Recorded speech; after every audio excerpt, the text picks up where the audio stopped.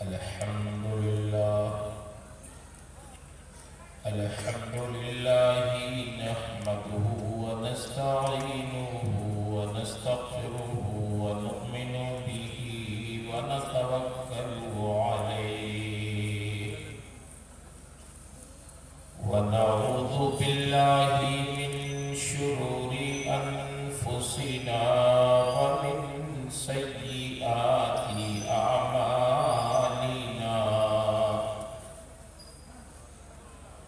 من يهده الله فلا مضل له ومن يضلله فلا هادي له ونشهد أن لا إله إلا الله وحده لا شريك له ونشهد أن سيدنا ومولانا محمدا عبده ورسوله صلى الله تعالى عليه وسلم أما بعد فأعوذ بالله من الشيطان الرجيم بسم الله الرحمن الرحيم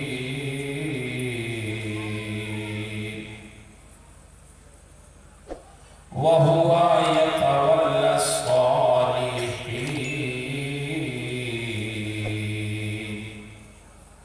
آمنت بالله صدق الله العظيم وصدق رسوله النبي الأمين الكريم ونحن على ذلك لمن الشاهدين والشاكرين والحمد لله رب العالمين. انتہائی عقیدت و محبت اور احترام کے ساتھ بارگاہ رسالت مآب صلی اللہ تعالی علیہ وسلم میں درود شریف کا نذرانہ پیش کریں.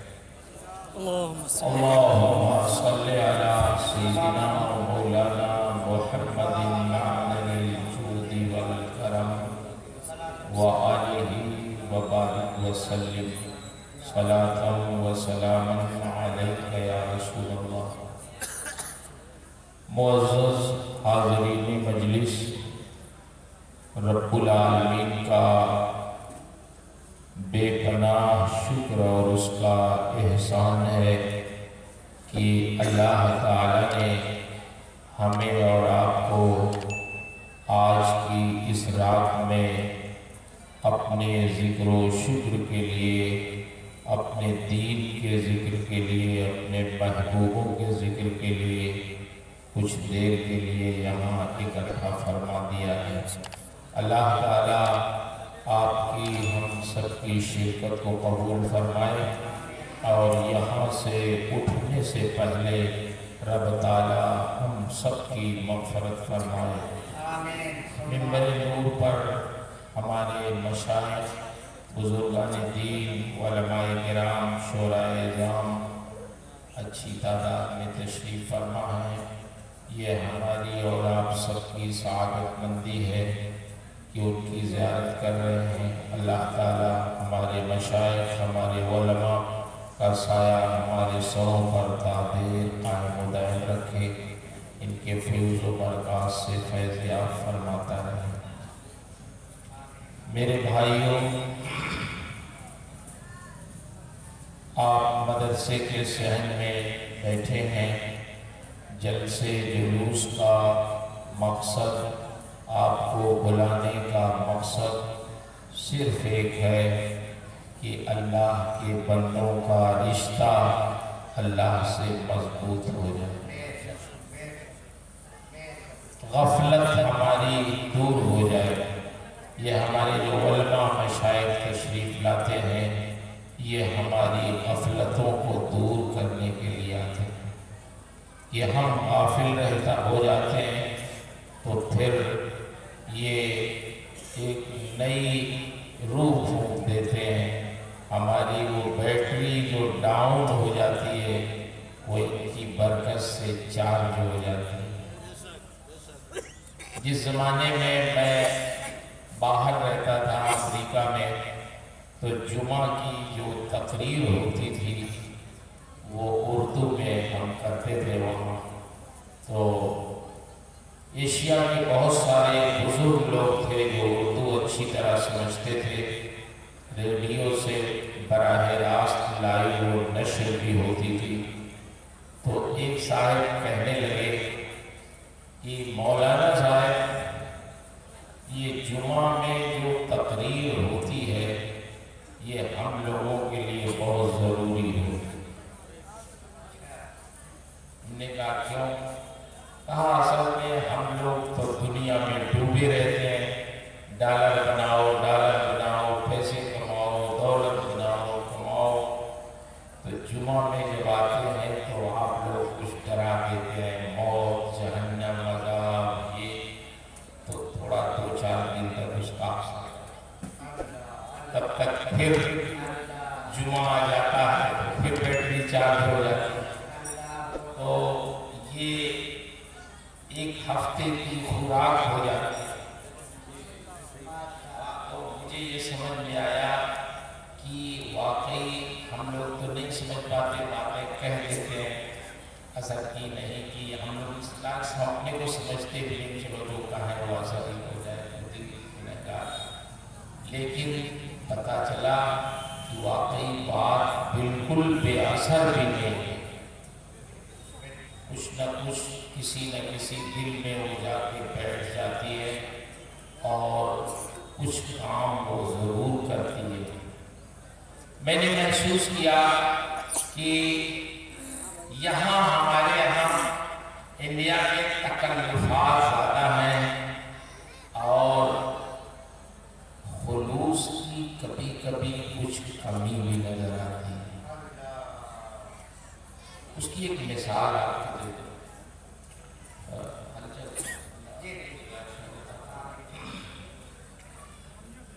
یہاں اگر آپ کسی سے کوئی پوچھئے خیریت تو بہت سے لوگ کہتے ہیں کیسے ہیں آپ؟ ٹھیک ہے۔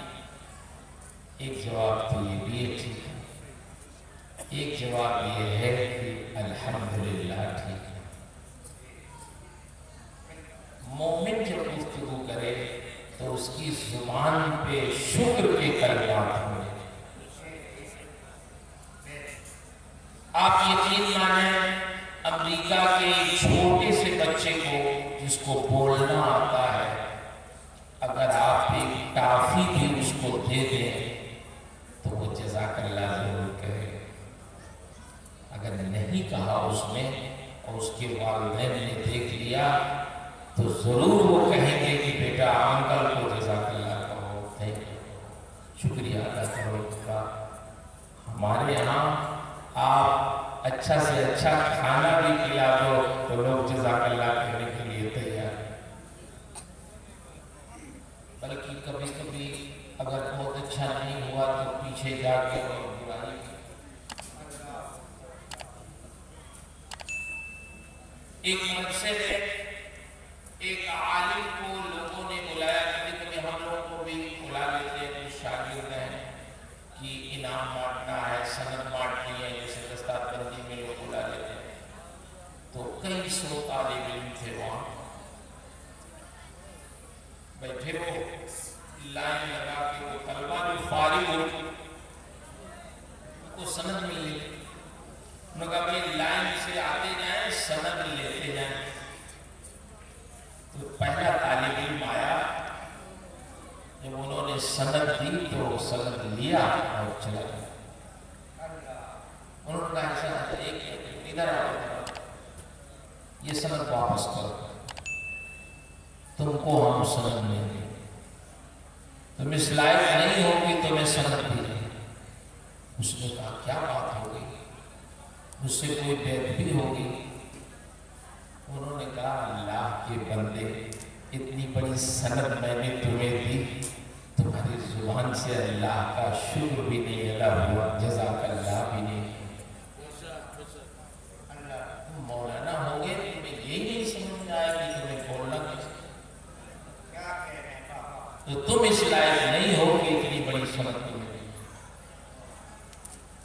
تو خیر اس نے معافی مانگا تو انہوں نے سند دی، اور جب سند دی تو اس نے کہا جزاک اللہ۔ تو اس کا نتیجہ یہ ہوا کہ جتنے لڑکے آئے سند لیے سبوں نے کہا جزاک اللہ۔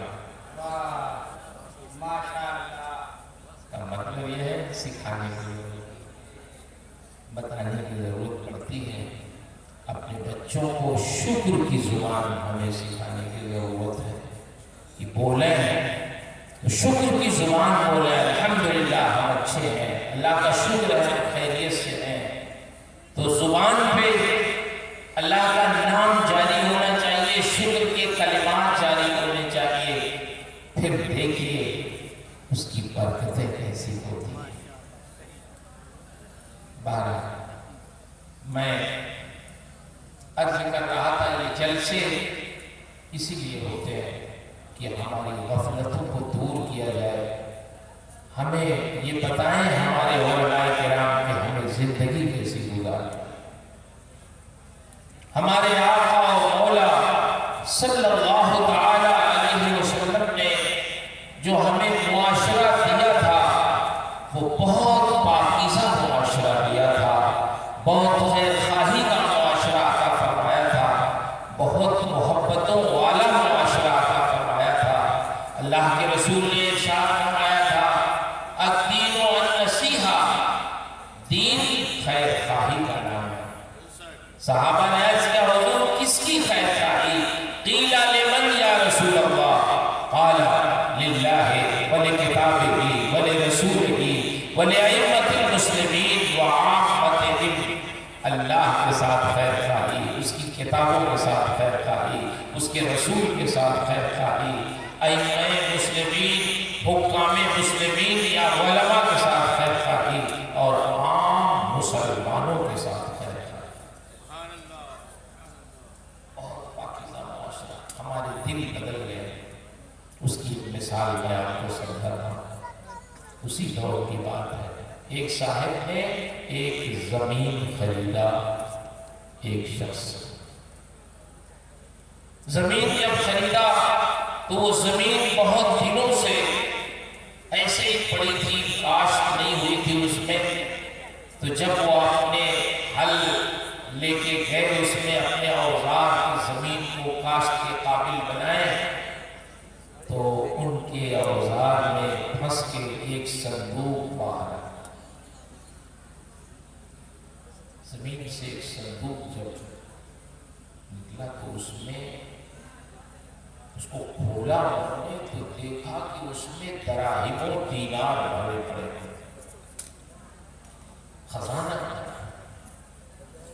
ہماری آپ کی زمین میں اگر خزانہ نکل جائے تو کسی کو کانوں کان خبر ہوگی؟ بولیے نہیں ہو سکتی۔ سیدھے لے کے ہم اپنے گھر جائیں گے، چھپائیں گے، حفاظت کریں گے، کرنا بھی چاہیے۔ لیکن جب خزانہ نکلا تو اس بندے خدا کا عمل دیکھیں، صندوق لیا انہوں نے اور سیدھے وہاں پہنچے جس سے زمین خریدی تھی۔ پہنچے، سلام دعا ہوا، پوچھا کیسے آنا ہو؟ یہ صندوق؟ کہا جب آج میں زمین میں کاشت کے لیے گیا، جو زمین میں نے آپ سے خریدی تھی، تو اس زمین سے یہ خزانہ نکلا ہے، اس کو آپ قبول کریں۔ اس نے کہا یہ خزانہ میرا کیسا تھا؟ میں نے تو زمین بیچ دی، اب نہ زمین میری نہ اس سے جو چیز نکلے وہ میری۔ اب تم جانو، تمہارا کام جانے، یہ صندوق اٹھاؤ لے جاؤ یہاں سے، میں تو اس کو ہاتھ بھی نہیں لگاؤں گا کیونکہ میں نے زمین بیچ دی۔ بیچنے والا کہہ رہا میں نے زمین بیچ دی، اب زمین بھی تمہاری اور جو زمین سے نکلے وہ بھی چیز تمہاری، میرا کوئی اس سے تعلق نہیں، نہ میں نے زمین میں خزانہ گاڑا تھا، نہ میرا کوئی تعلق ہے، یہ خزانہ میرا نہیں ہے، خدا کے لیے اسے لے جاؤ۔ اس نے کہا حضور والا میں نے آپ کو زمین کے پیسے دیے ہیں، خزانے کا پیسہ نہیں دیا، اس لیے یہ خزانہ میں کیسے لے سکتا ہوں؟ اللہ پر ایسی مثالیں دنیا میں کہاں ملتی ہے؟ یہ محمد رسول اللہ کے غلاموں میں۔ دنیا کے لالچی تو پیسے پہ اپنا ایمان دھرم بیچ دیتے ہیں، لیکن یہ ہمارے نبی کے غلام ہیں کہ خزانہ نکلا ہے تو یہ سوچ رہے ہیں کہ ہمارا نہیں ہے، وہ کہہ رہے ہیں ہمارا نہیں ہے، جس کا ہے وہاں تک پہنچا دیا جائے، کیونکہ دین خیر خواہی کا نام ہے۔ اب دونوں میں سے کوئی اس خزانے کو لینے کے لیے تیار نہیں۔ بیچنے والا کہہ رہا ہے میں نے جب زمین بیچ دی تو زمین سے میرا تعلق ختم ہو گیا، اب جو کچھ اس میں سے نکلے وہ میرا نہیں ہے، اور لینے والا کہہ رہا ہے زمین کے پیسے میں نے دیے ہیں، خزانے کے پیسے نہیں دیے ہیں، اس لیے اب یہ خزانہ میں کیسے دے سکتا ہوں؟ کوئی لینے کے لیے تیار نہیں۔ قاضی کے پاس یہ مسئلہ پہنچا۔ قاضی شرع جو تھے تو تھوڑی دیر کے لیے ان کا بھی دماغ چکرا گیا کہ ایسا معاملہ ہے کہ خزانے کو کوئی لینے والا نہیں، کون لوگ ہیں زمین کے بیچنے خریدنے والے لوگ آئے؟ کبھی کیا مسئلہ ہے؟ دونوں نے بتایا۔ مالک نے کہا کس نے بیچا؟ کہا کہ حضور والا میں نے زمین بیچ دی ہے، تو اب اس سے خزانہ نکلا ان کے وہاں، تو اب میرا کیا تعلق ہے؟ میں نے زمین بیچ دی، اب زمین نہ میری نہ اسے جو چیز نکلے میری کیسے ہو سکتی ہے؟ اس لیے میں تو قبول نہیں کر سکتا۔ خریدار سے پوچھا بھائی تم کیوں نہیں لے رہے ہو؟ اب تو زمین تمہاری ہے۔ اس نے کہا حضور والا میں نے زمین کے پیسے دیے ہیں، خزانے کے پیسے نہیں دیے ہیں، اس لیے یہ خزانہ میں کیسے لے سکتا ہوں؟ قاضی صاحب بڑے متفکر ہوئے کہ آخر اس خزانے کا کیا جائے؟ اللہ تعالیٰ نے ان کے دل میں بات ڈالی۔ پوچھنے لگے اچھا یہ بتاؤ تم لوگوں کے پاس بچے ہیں، اولاد ہیں؟ کہاں ہیں؟ کیا ہیں؟ لڑکے ہیں، لڑکیاں ہیں؟ تمہارے پاس؟ انہوں نے بتایا۔ اچھا چلو مسئلہ حل ہے، تم اپنی لڑکی کی شادی ان کے لڑکے سے کر دو اور جہیز میں اور مہر میں یہی خزانہ دے دو، کام ختم۔ یہ حل نکالا ہوں۔ میں یہ عرض کرنا چاہتا ہوں دین کس چیز کا نام ہے؟ خیر خواہی کا نام۔ اللہ کے رسول نے ارشاد فرمایا دین و النصیحہ، دین خیر خواہی کا نام ہے۔ یہ خیر خواہی ہمارے نبی نے اپنے امتیوں میں ایسی ڈالی تھی کہ لوگ اپنے اوپر دوسروں کو ترجیح دیا کرتے۔ آج ہم مفاد پرست ہو گئے، ہم صرف اپنا فائدہ دیں۔ بولے ایسا ہے نہیں ہوتا؟ کوئی ایسی چیز ہو جو کم ہو تو ہم چاہتے ہیں ختم ہونے سے پہلے ہمیں مل جائے، دوسروں کو ملے یا نہ ملے۔ ایک مثال اور میں دے دوں تو شاید اور بات سمجھ میں آئے۔ اسی زمانے میں ایک صاحب نے ایک گھوڑا خریدا، جب گھوڑا خرید کے لے کے آئے ان کے بھائی نے پوچھا کتنے کا خریدا؟ کہا 300 درہم کا۔ 300 درہم کا؟ یہ تمہارا گھوڑا بہت اچھی نسل کا لگتا ہے، 300 درہم کا کس نے دے دیا تم کو؟ یہ تو بازار میں جب جاؤ گے خریدنے تو یہ کم سے کم 500 درہم کا ملے گا۔ اس نے کہا واقعی؟ کہا ہاں۔ تو وہ 200 درہم پھر جیب میں انہوں نے رکھا اور مالک کے پاس گئے۔ اس نے پوچھا کیسے آنا ہوا؟ کہا جب میں آپ کا گھوڑا خرید کے گھر گیا تو میرے بھائی نے پوچھا کتنے کا؟ میں نے کہا 300 درہم کا۔ تو اس نے کہا نہیں 300 درہم کا تو یہ مل ہی نہیں سکتا، ہے بہت قیمتی گھوڑا ہے، تمہیں کیسے مل گیا؟ تو سستا مل گیا، یہ 500 درہم کی مالیت کا ہے۔ تو میرے بھائی میرے نبی نے فرمایا ہے الدین والنصیحہ، دین خیر خواہی کا نام ہے۔ میں اپنے کسی بھائی کا نقصان نہیں کرنا چاہتا، یہ 200 درہم تم اور لے لو تاکہ تمہارا کوئی نقصان نہ ہو۔ آپ بتائیے خریدنے کے بعد کوئی جاتا؟ یہ محمد رسول اللہ کے غلام جاتے جن کو یہ سمجھایا گیا کہ دین کس چیز کا نام ہے، دین خیر خواہی کا نام ہے، وہ خریدنے کے بعد پھر دوبارہ جاتا ہے۔ چلیے دے کے آگے اعلان ہوا کہ فلاں تاریخ کو گھوڑ دوڑ کا مقابلہ ہے، گھوڑے دوڑائے، اس کا گھوڑا تیز سب سے ہوگا، فرسٹ آئے گا، اس کو انعام ملے گا۔ یہ بھی اپنا گھوڑا لے کے پہنچا اس مقابلے میں، عجیب اتفاق کہ اس کا گھوڑا فرسٹ آ گیا، سب سے آگے نکل گیا۔ اب لوگوں نے پوچھنا شروع کیا، یار یہ گھوڑا کہاں سے تم نے لیا، کتنے کا لیا؟ تو کہا 500 درہم کا پڑ گیا۔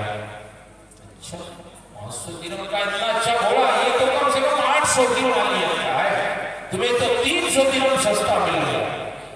پھر آئے، گھوڑے کو باندھا اور گئے اس کے مالک کے پاس، 300 درہم پھر اسے دیا۔ اس نے کہا اب کیسے؟ کہا یار مجھے پتا نہیں تھا تمہارا گھوڑا اتنا اچھا ہے، آج جب میں مقابلے میں لے گیا تو تیرا گھوڑا سب سے آگے نکل گیا۔ لوگوں نے پوچھا کتنے کا؟ میں نے کہا 500 کا پڑ گیا۔ لوگوں نے کہا نہیں یہ تو گھوڑا بہت اچھا، کم سے کم 800 کی مالیت کا ہے۔ تو میں اپنے کسی بھائی کا نقصان نہیں چاہتا، کیونکہ اللہ کے رسول نے فرمایا ہے دین خیر خواہی کا نام ہے، تو یہ 300 درہم تم اور لے لو تاکہ تمہارا نقصان نہ ہو۔ میرے بھائی یہ سب چیزیں صرف مثال بن کے رہتی ہیں، ہم اور آپ زندگی گزار رہے ہیں، کس طرح گزار رہے ہیں؟ میں اپنے بچوں سے عرض کرتا ہوں، نوجوانوں سے، یہ دوسروں کو تو جانے دیجیے، ہم لوگ اس دنیا میں اپنے ماں باپ کے احسانات کو بھول گئے۔ عام مسلمانوں کی خیر خواہی تو دور کی بات ہے، جس نے ہماری پرورش کی، جس نے ہمیں دودھ پلایا، جس نے ہمیں تعلیم و تربیت دی، انتظام کیا اس کا، جوان ہونے پہ ہماری شادی کی، ہم شادی ہونے کے بعد اسی کو بھول جاتے ہیں، اس کی خدمت نہیں کرتے۔ کبھی کبھی بعض بزرگوں سے پوچھو بڑے میاں کتنے بچے ہیں آپ؟ کہتے ہیں مولانا صاحب 7 لڑکے۔ اچھا آپ کس کے ساتھ رہتے ہیں؟ کسی کے ساتھ رہتے ہیں، سب کی شادی بیاہ کر دیا، سب اپنے بیوی بچوں کے ساتھ رہتے ہیں، ہم لوگوں کو کوئی اپنے ساتھ رکھنے کے لیے تیار ہے۔ استغفر اللہ، بولے ایسا ہو رہا نہیں ہو رہا ہے؟ آپ اپنے ماں باپ کے ساتھ بھلائی نہیں کر سکتے، جس ماں نے آپ کو 9 مہینے شکم میں رکھ کر اپنا خون جگر پلایا، پیدائش کے بعد اپنا دودھ پلایا، باپ نے مزدوری کی، محنت کی، دھوپ میں رہ کے پریشانیاں سہ کے آپ کی پرورش کا انتظام کیا، آپ اسے دنیا میں بھول گئے، آپ کی تعلیم و تربیت، پھر سردیوں گرمیوں میں، سردیوں گرمیوں سے بچایا، بیمار ہونے پہ علاج کرایا، جوان ہو گئے تو رشتہ تلاشا، شادی میں مقروض ہو گئے ماں باپ، شادی کیا، اور پھر جب انہوں نے سوچا چلو اب آپ خدمت کریں گے، خوش ہوئی اب ہمارا بیٹا جوان ہو گیا ہے، اب یہ ہماری خدمت کرے گا، ابھی تک ہم کرتے تھے، تو آپ الگ ہو گئے، آپ ان کو بھول گئے، آپ تو دنیا میں بھول جاتے ہیں، مگر قرآن پڑھو تو پتہ چلتا ہے ہمارے ماں باپ دنیا تو دنیا ہے، آخرت میں جب یہ جنت میں پہنچتے ہیں تو جنت میں بھی اپنی اولاد کو بھولتے نہیں۔ ماں باپ کی محبت ایسی ہو اور جنت میں بھی نہیں۔ قرآن پڑھیے، سورہ طور پڑھیے تو سمجھ میں آئے، جنتی جنت میں جب جائیں گے تو اللہ تعالیٰ ان سے ارشاد فرمائے گا میرے بندو، میں نے جو وعدہ تم سے کیا تھا وہ پورا کیا؟ جنتی عرض کرے گا ہائے مولا، تو نے بہت اچھی طرح اپنا وعدہ پورا کیا، ایسی جنت تو نے ہمیں عطا فرما دی، یہ اللہ اس جنت میں کون سی نعمت نہیں ہے، ایسی نعمتیں تو نے جنت میں رکھی ہے جس کو کسی آنکھ نے دیکھا نہیں، کسی کان نے سنا نہیں، کسی دل میں خیال نہیں گزرا۔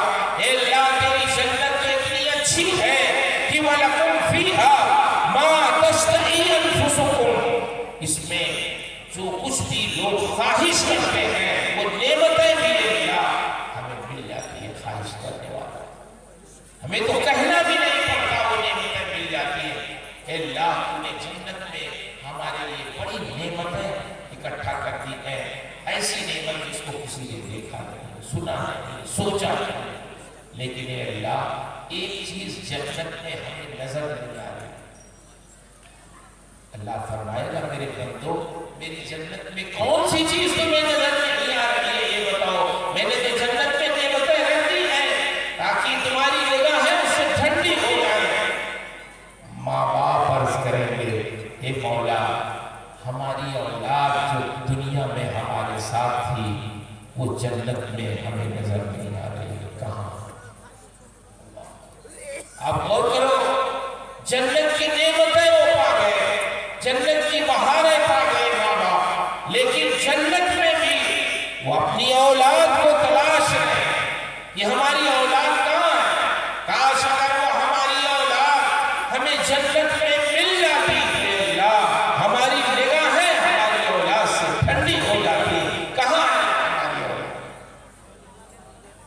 اللہ تعالیٰ ارشاد فرمائے گا اے میرے بندو تمہاری اولاد بھی جنت ہی میں ہے، لیکن جس منزل میں تم ہو، جس طبقے میں تم ہو، اس طبقے میں نہیں ہے۔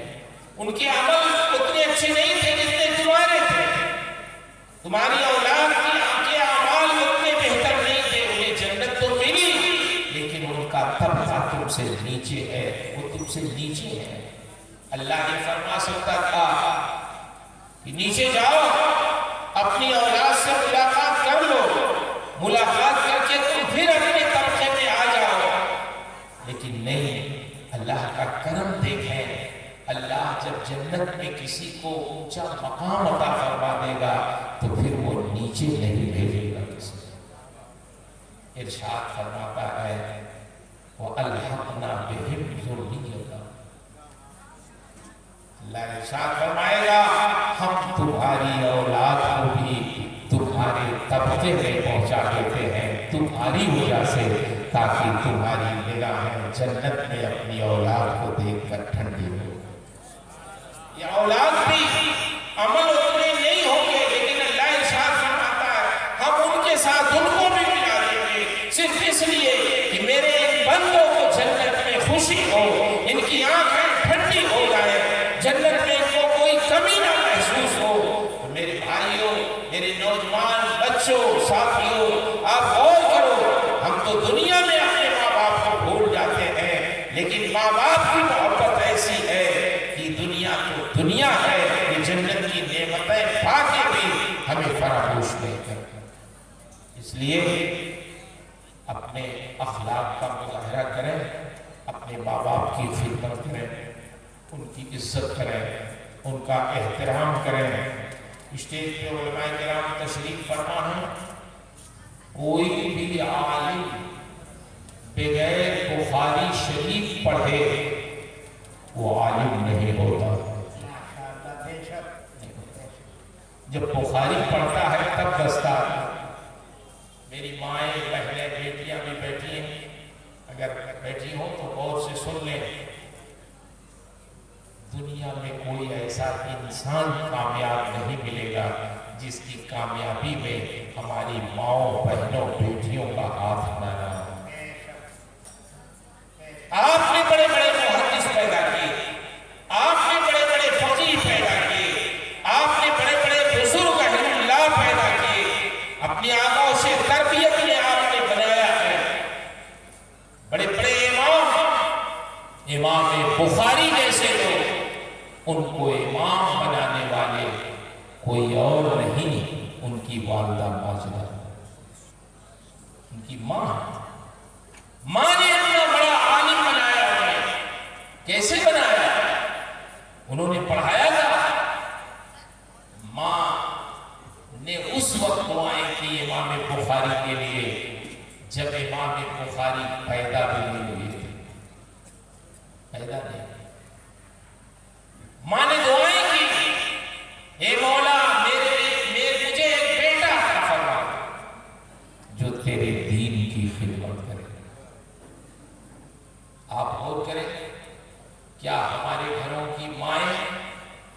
یہ دعائیں کرتی ہیں اللہ ایک بیٹا عطا فرما دے، اولاد ایسی عطا فرما دے جو تیرے دین کی خادم ہو، دین کی خدمت کرے، دین کی نشر و اشاعت کرے، دین کے لیے کمر بستہ رہے۔ امام بخاری کی والدہ بہت امیر نہیں تھی، لیکن ان کی خواہش تھی، دیندار تھی، کہ میری گود میں جو بچہ آئے وہ دین کا بہت بڑا خادم بنے، سپاہی بنے، دین کی خدمت کرنے والا بنے۔ اللہ سے دعائیں کرتی کہ اللہ ایسا بیٹا عطا فرما جو دین کا خادم ہو۔ اللہ نے امام بخاری کو پیدا فرمایا، لیکن 6 سال کے ہوئے امام بخاری تو اچانک ان کی نگاہیں، ان کی آنکھوں کی روشنی غائب ہو گئی، نابینا ہو گئی، نظر نہیں آتا۔ اب ان کی ماں بہت پریشان ہے۔ میری مائیں بہنیں ذرا غور سے سنیں گی، ان کی ماں بڑی پریشان ہے۔ میں نے دعا کی اللہ سے، اللہ نے بیٹا عطا بھی کیا، لیکن اے اللہ اس کی بینائی ہی چلی گئی۔ میں نے اپنے بیٹے کے لیے اس لیے دعا نہیں کیا تھا کہ وہ میری خدمت کرے گا، میں نے اس لیے دعا کیا تھا اے اللہ وہ تیرے دین کی خدمت کرے گا۔ اے مولا بیٹا تو ملا، لیکن اس کی بینائی چلی گئی، اب تو یہ اپنا کام نہیں کر پائے گا، تیرے دین کا کام کیسے کرے گا؟ اس لیے اے مولا میرے بیٹے کی آنکھوں کی روشنی لوٹا دے، اسے بینا بنا دے، اسے دیکھنے والا بنا دے، آنکھوں میں روشنی ڈال دے۔ اتنی دعا کیا ماں نے، اتنی دعا کیا، اللہ اکبر، راتوں میں نماز کے بعد تہجد میں اٹھ کے اتنی دعا کی انہوں نے کہ اللہ نے ان کی دعا کو قبول فرما لیا۔ اور ظاہر بات ہے ماں باپ اگر صرف دل سے، اخلاص سے، محبت سے دعا کر دیں اولاد کے حق میں تو ان کی دعائیں ایسے ہی قبول ہوتی ہیں کہ دعائیں نبی لامتی، جیسے نبی کی دعا امتی کے حق میں قبول ہوتی ہے۔ جیسے نبی کی دعا امتی کے حق میں رد نہیں ہوتی، ایسے ہی ماں باپ کی دعا اولاد کے حق میں رد نہیں ہوتی۔ آپ دعا کریں تو اولاد دعا کرائے تو اپنے ماں باپ سے اس لائق میں بنے، انہیں خوش کرے، ان کو راضی کرے، اور پھر وہ دعا کرے تو دیکھیں کیسے ان کی دعا قبول ہوتی ہے۔ ماں نے دعا کیا اور دعا کر کے سوئی جب امام بخاری کی والدہ، تو خواب میں ہمارے نبی کے جد اعلیٰ حضرت سیدنا ابراہیم علیہ نبی علیہ الصلوۃ والتسلیم تشریف لائے، ارشاد فرمایا تم نے بہت دعائیں کی اپنے بیٹے کی بینائی کے لیے، غم نہ کر، میں بشارت سنانے آیا ہوں، اللہ نے تیری دعا قبول فرما دی۔ آج صبح کو جب تم اٹھے گے تو دیکھ لینا تیرا بیٹا محمد بن اسماعیل، امام بخاری کا نام تھا محمد، ان کے باپ کا نام تھا اسماعیل، محمد بن اسماعیل کے نام سے وہ پکارے جاتے تھے۔ بعد میں امام بخاری ہوئے، جب محدث ہوئے، لیکن بچپن میں وہ محمد بن اسماعیل تھے۔ فرمایا تیرا بیٹا محمد بن اسماعیل صبح کو جب اٹھے گا تو دیکھ لینا تیرے بیٹے کی آنکھوں میں روشنی لوٹ چکی ہوگی، وہ دیکھ رہا ہوگا۔ امام بخاری کی والدہ جب خواب سے بیدار ہوئی، ان کو خواب بالکل یاد تھا اور خوش تھی، بیدار ہوئی صبح کے وقت، اپنے بیٹے محمد بن اسماعیل بخاری کو جو قریب میں سوئے تھے بیدار کیا، بیٹا اٹھو، میں نے تمہارے بارے میں بہت مبارک خواب دیکھا ہے، میں نے اپنے نبی کے جد اعلیٰ حضرت ابراہیم کو خواب میں دیکھا ہے، وہ بشارت سنا کے گئے ہیں کہ اللہ نے تیری بینائی واپس فرما دی ہے، اس لیے اٹھ، سب سے پہلے اپنی آنکھیں کھول کر اپنی ماں کو دیکھ، کیا میں تمہیں نظر آ رہی ہوں؟ مجھے دیکھ، سب سے پہلے مجھے دیکھ، کیا میں تمہیں نظر آ رہی ہوں؟ اپنی آنکھیں کھول۔ امام بخاری نے چلایا، جی جوڑا، اٹھے بیٹھے، اپنی آنکھیں کھلی، اور امام بخاری نے جیسے ہی اپنی آنکھیں کھولی اور ماں کے اوپر ڈالی تو ان کی زبان سے بے ساختہ نکل گیا، ہاں ماں میں آپ کو دیکھ رہا ہوں، آپ نے ہرے رنگ کی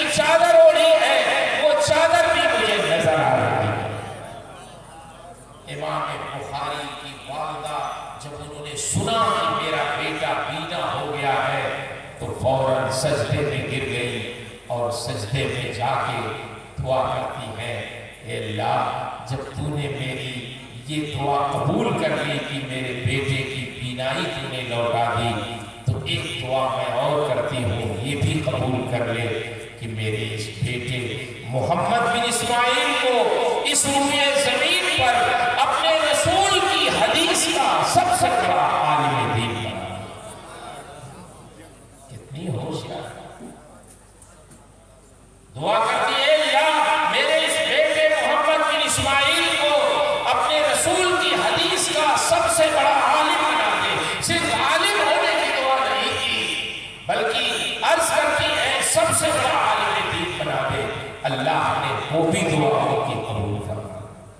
یہ علماء کرام تشریف فرما یہ بتائیں کہ محدثین کی کمی نہیں ہے دنیا میں، حدیث لکھنے والوں کی کمی نہیں ہے، مگر جو عزت امام بخاری کو ملی، جو مقام حدیث میں امام بخاری کو ملا، جو مرتبہ اور عزت و شرف انہیں حاصل ہے، وہ کسی امام کو نہیں ملا، کسی محدث کو نہیں ملا۔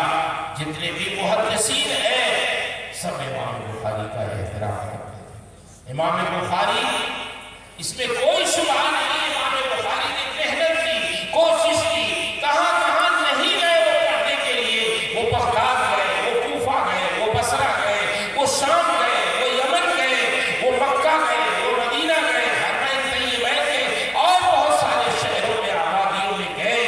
انہوں نے کتنے محدثین سے پڑھا، ایک دو سے نہیں، اتنے لوگوں سے پڑھا کہ ایک بار سمرقند گئے تو علماء نے جب ان کو دیکھا کہ امام بخاری آئے ہیں تو بہت شور ہو گیا کہ امام بخاری تشریف لائے، لوگ خوش ہو گئے امام بخاری آئے، تو ایسے ہی اسٹیج لگایا، علماء کرام بیٹھے، امام بخاری کو کرسی پہ بیٹھایا اور کہا حضور آپ سے بڑا کوئی اس وقت حدیث کا عالم نہیں ہے، آپ سمرقند میں ہماری قسمت سے آ گئے ہیں، تو ہم یہ چاہتے ہیں کہ آپ رسول اللہ صلی اللہ علیہ وسلم کی حدیثیں ہمیں سنائیں۔ امام بخاری نے کہا کس عنوان کی حدیثیں سناؤں یہ مجھے بتاؤ۔ لوگوں نے کہا ہماری سمجھ میں نہیں جا رہا ہے کس عنوان کی، آپ جو مناسب سمجھیں۔ ایک صاحب نے کہا حضور جتنے استاد سے آپ نے پڑھا ہے ان میں حدیث، ایک ایک حدیث سارے اساتذہ کی سنانا۔ تو امام بخاری بیٹھے 1000 حدیث سنائے اور فرمایا بس ایک استاد کی ایک ہی حدیث میں نے سنایا۔ اس کا مطلب یہ ہوا 1000 محدثین سے امام بخاری نے حدیث پڑھا۔ کتنے بڑے عالم ہوئے، کسی نے لکھا 3 لاکھ، کسی نے لکھا 5 لاکھ، کسی نے لکھا 6 لاکھ، کسی نے لکھا 7 لاکھ حدیثیں امام بخاری کو یاد تھی۔ میں کہتا ہوں 3 ہی لاکھ فرض کر لو تب بھی معمولی بات ہے، 3 لاکھ حدیثیں جس کو یاد ہو اس کے مقام و مرتبہ کا کیا کہنا۔ اتنی اساتذہ سے انہوں نے پڑھا، اتنی محنت کیا، ان سب کے باوجود میں کہوں گا آج امام بخاری اگر محدثین کی صف میں چاند و سورج کی طرح چمکا رہے ہیں تو یہ صرف امام بخاری کی محنت کافی نہیں ہوئی ہے، ان کی ماں کی دعاؤں کا بنیادی کردار ہے۔ امام بخاری کو میں اپنی ماں سے، اپنی بہنوں سے، اپنی بیٹیوں سے مخاطب ہوں، مجھے آپ بتاؤ امام بخاری کی والدہ کتنی ہوشیار تھی کہ ان کے پاس پلان تھا کہ اگر بیٹا پیدا ہوگا تو مجھے دین کا خادم بنانا ہے، رسول اللہ کی حدیثوں کا بہت بڑا ماہر اور عالم بننا ہے۔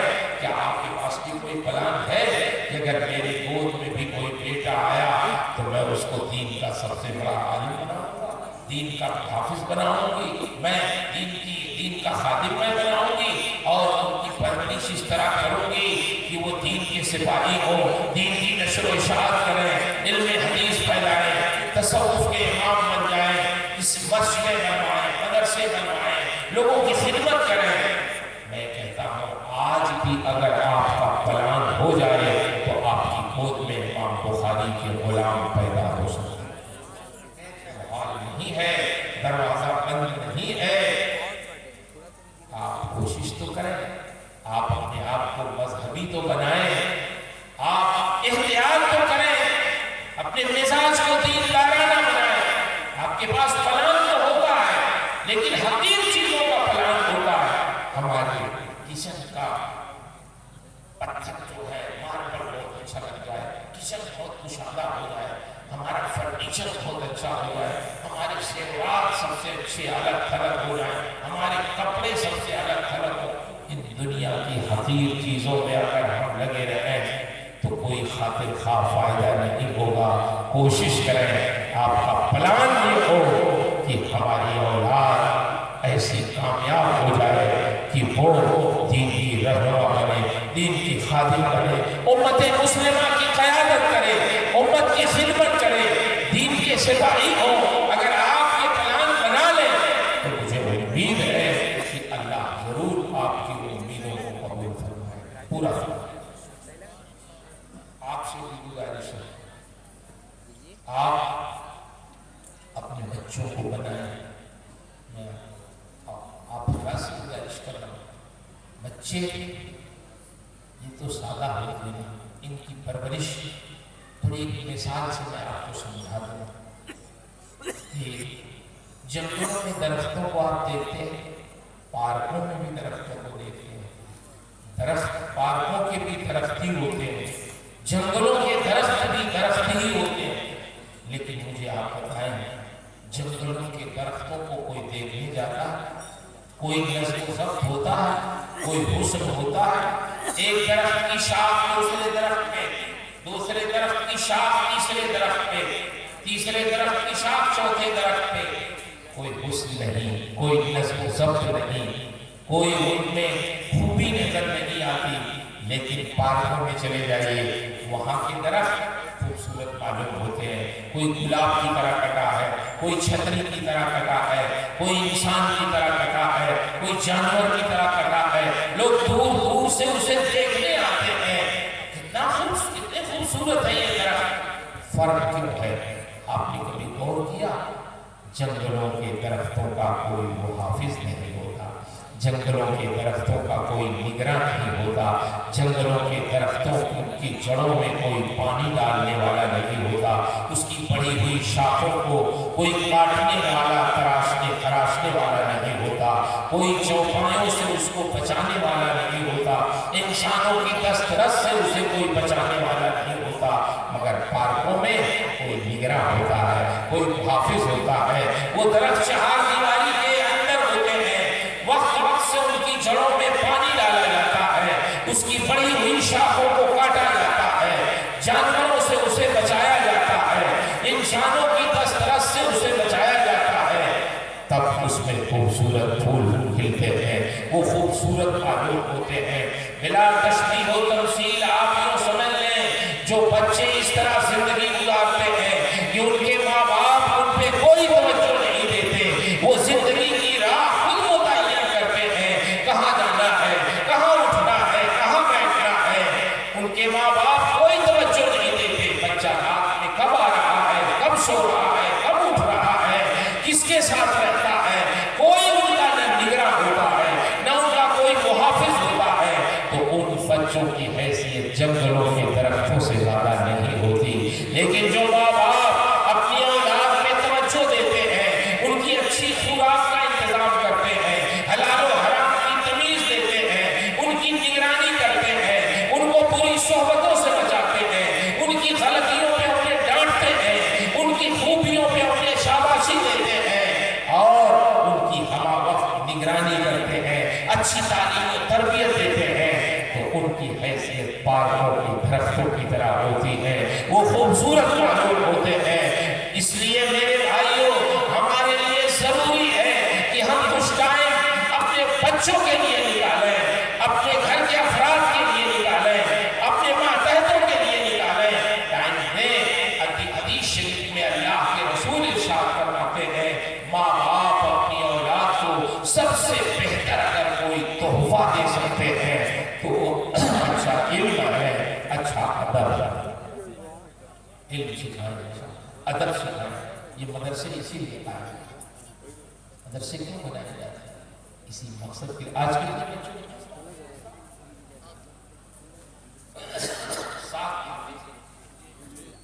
سات حافظ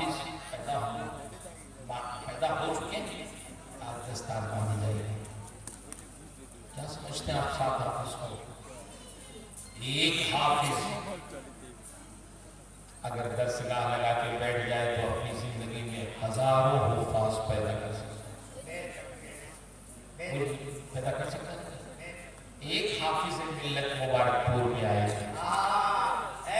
ایک آئے، ہزاروں نسبت ہے حافظ ملت، یہ سب حافظ ملت کے شاگرد، انہوں نے کتنے لوگوں کو پڑھایا؟ حافظ ملت نے تو خود ہزاروں کو پڑھایا، آج ان کے شاگردوں نے شاگردوں نے ہزاروں لوگوں کو پڑھایا، ہزاروں حافظ علماء حفاظ پیدا ہوئے، 20,000 کے قریب تو صرف مبارک پور سے علماء حفاظ پیدا۔ ایک ہی حافظ ملت آئے تھے، کیا پتا کہ آپ ہی پڑھنے والے بچوں میں کوئی حافظ ملت کا غلام ہے، اس کے فیض سے ہزاروں لوگ فیض یاب ہو جائیں۔ مجھے بات یاد آتی ہے، نظام الملک نے بغداد میں مدرسہ قائم کیا، اس میں بڑا کافی پیسہ وہ خرچ کرتا تاکہ اس کے سارے اخراجات خود برداشت کرتا۔ لوگ یہ کہتے تھے، مثال میں کچھ لوگ کہتے ہیں مدرسوں میں کیا پڑھا لکھائی ہوتی ہے، اس میں چلتا ہوتا دینا سب بیکار رہتا ہے، کچھ لوگ اسے ذہن خراب کرتے لوگ۔ ہم لوگ سب مدرسے کے پڑھے ہوئے ہیں، یاد اس میں جتنے لوگ بیٹھے ہیں میرے خیال میں سبھی لوگ مدرسے ہی کے پڑھے۔ آج اللہ نے جو توفیق دی ہمیں کچھ آپ کو سمجھا ہے، یہ ہمارے مدرسے اور ہمارے اساتذہ کی تربیت کا نتیجہ۔ اس سے لوگوں نے کہا آپ اتنا پیسہ مدرسے پہ خرچ کرتے کبھی جا کے دیکھتے بھی ہیں پڑھائی لکھائی ہوتی؟ اس نے کہا بھائی دیکھو ہمیں اطمینان نہ ہوتی ہوئی، نہیں جا کے دیکھو کبھی آپ۔ ایک دن نظام الملک گیا رات کے سناٹے میں، تو دیکھا کہ واقعی لڑکے تو پڑھ ہی نہیں گئے، کچھ سو رہے ہیں، کچھ کھیل رہے ہیں، کچھ گپ شپ میں لگے ہیں۔ نظام الملک دیکھ کے حیران رہا کہ یا اللہ یہ تو میرے مشیر صحیح کہہ رہے تھے کہ جا کے دیکھو مدرسے میں پڑھائی ہوتی ہے نہیں ہوتی ہے، واقعی نہیں پڑھائی ہوتی، بچے تو کچھ پڑھتے نہیں، کوئی ملا ہی نہیں اس کو پڑھتا ہوا۔ لوٹا سوچنے لگا کہ جو پیسہ میں مدرسے پہ خرچ کرتا ہوں اب مجھے نہیں کرنا چاہیے، کوئی دوسرے نیک کام پہ، کسی دوسرے نیک کام پہ مجھے اب خرچ کرنا چاہیے۔ لیکن جب لوٹا تو دیکھا کہ ایک درخت کے نیچے ایک طالب علم چراغ جلا کر قرآن و حدیث پڑھنے میں ایسا مصروف ہے کہ نظام الملک بہت دیر تک اس کے پیچھے کھڑا رہا کہ اپنی کتاب بند کرے، اپنا چراغ بجھائے تو میں اس سے پوچھوں کہ تمہارا نام کیا ہے، تمہارا پتہ کیا ہے؟ تمہارے سارے ساتھی گپ شپ میں، سونے میں، کھیل کود میں مصروف ہیں، تم اکیلے دنیا مافیا سے بے خبر ہو کر تم پڑھنے میں مصروف ہو، کون ہو تم؟ لیکن اس بندے نے نہ کتاب اپنی بند کی، نہ چراغ بجھایا، نظام الملک کھڑا رہا۔ جب فجر کی اذان ہوئی تو بچے نے اپنا چراغ بجھایا، کتاب بند کیا۔ نظام الملک یہ سوچ کے لوٹا وہاں سے کہ اب مجھے مدرسہ بند نہیں کرنا ہے، صرف اسی ایک طالب علم کے لیے مجھے اپنا مدرسہ چلانا ہے، شاید یہی ایک طالب علم میرے سارے اخراجات کا کفارہ، میری مدرسے کی ایک نامی کا سبب بنے۔ ہوا بھی یہی کہ وہی بچہ جو چراغ کی روشنی میں درخت کے نیچے اکیلے پڑھ رہا تھا، بعد میں وہی امام غزالی نے صرف ایک کتاب احیاء العلوم ایسی لکھی ہے کہ اس کے قصیدے اگر میں جو لوگوں نے پڑھے ہیں وہ بتاؤں تو آپ حیران رہ جائیں گے۔ اس ایک کتاب سے ہزاروں بے دینوں کو راہ راست مل گئے۔ کیا پتا ایک طالب علم ہمارا، اس لیے میں ان کے ماں باپ کو بہت مبارکباد پیش کرتا ہوں جنہوں نے مدرسے میں اپنے بچوں کو داخل کیا اور حفظ کے لیے قرآن مقدس کے یاد کرنے کے لیے ان کو مدرسے میں رکھا، اساتذہ نے ان کو پڑھایا، سید صاحب نے اور ان کے اسٹاف کے لوگوں نے، اساتذہ نے نگرانی کی۔ میں آپ سے شکایتاً بھی عرض کر رہا ہوں، محبتاً بھی عرض کر رہا ہوں کہ آپ شاید مدرسوں کی اہمیت نہیں سمجھتے، بچے آپ کے ہوتے ہیں. آپ داخلہ کر کے جا کے اپنے گھر آرام سے ٹھاٹ سے سوتے ہیں. سردیوں میں اپنے لحاف کو اوڑھ کر, اپنا کمبل اوڑھ کر جس وقت ٹی وی دیکھ رہے ہوتے ہیں, اس وقت مدرسے کے اساتذہ آپ کے بچوں کی نگرانی کر رہے ہیں, دیکھ رہے ہوتے ہیں, نگرانی کر رہے ہوتے ہیں, بیٹھا کے قرآن پڑھا رہے ہوتے ہیں. بچے آپ کے ہیں, فکر مدرسے کے اساتذہ کو ہوتی ہے. بچے آپ کے ہیں, فکر مدرسے والوں کو ہوتی ہے کہ آپ نے اپنے بچے کو ہمارے حوالے کیا ہے, تو یہ جیسے آیا ہے ویسے واپس نہ جائے. یہ جاہل آیا تھا تو حافظ قرآن بن کے جائے, بے تمیز آیا تھا تو تمیزدار بن جائے, بد آیا تھا نیک بن کے جائے. اس راہ میں کتنی محنت کرنی پڑتی ہے, کتنی مشقتیں اساتذہ کو برداشت کرنی پڑتی ہے. راتوں کے سناٹے میں میں مدرس ہوں, آپ کو بتاتا ہوں, 2 بجے رات کے سناٹے میں ان کے ہاسٹل میں جا کے, ان کا دروازہ کھلوا کے, ان کا کمرہ کھلوا کے, ان کا لحاف اٹھا کے دیکھنا پڑتا ہے کہ یہ سو رہے ہیں یا موبائل سے کھیل رہے ہیں. یہ اساتذہ کا بچے آپ کے ہیں. اب آپ مجھے بتائیں کہ آپ کا محسن کون ہے؟ آپ کے محسن مولانا مسعود صاحب مبارک پور سے آ کے نہیں ہوں گے, اس ادارے کے اساتذہ ہوں گے جو آپ کے بچوں کو. اس لیے ان کی عزت کریے, ان کا احترام کریے, اپنے بچوں کے اساتذہ کا احترام کریں, ان کے شکر گزار ہوں کہ انہوں نے آپ کے بچوں کو پڑھا دیا, ان کو نیک بنایا. مجھے بات یاد آتی ہے, روناہی میں مولانا ابوالسما صاحب, اللہ تعالیٰ ان کی عمر میں صحت میں برکت عطا فرمائے. آج کل لندن میں وہ رہتے ہیں, ہماری جماعت کے بہت اچھے خطیب ہیں, حضور حافظ ملت کے شاگردوں میں سے ہیں. زبان میں اللہ نے کیا شیرینی عطا فرمائی ہے, فکر کتنی پاکیزہ ہے. آپ تقریر سنیں گے تو سمجھیں گے یہ کوئی انسان بول رہا ہے یا کوئی الگ مخلوق ہے. اللہ نے ایسی سلاست دی ہے ان کو. حافظ ملت نے مدرسہ چھوٹا سا تھا, بچوں کو پڑھاتے تھے. ایک بچے نے بڑی شرارت کی, ماحول خراب کر دیا مدرسے کا, تو انہوں نے اس بچے کا ہاتھ کیا کر دیا, نکال دیا, چلا گیا گھر. دوسرے دن صبح کو ایک بوڑھا دیہاتی اپنے آسا پہ لاٹھی پہ ٹیپ لگاتا ہوا آیا مدرسے میں. مولانا صاحب مدرسے کی فیلڈ میں ٹہل رہے تھے.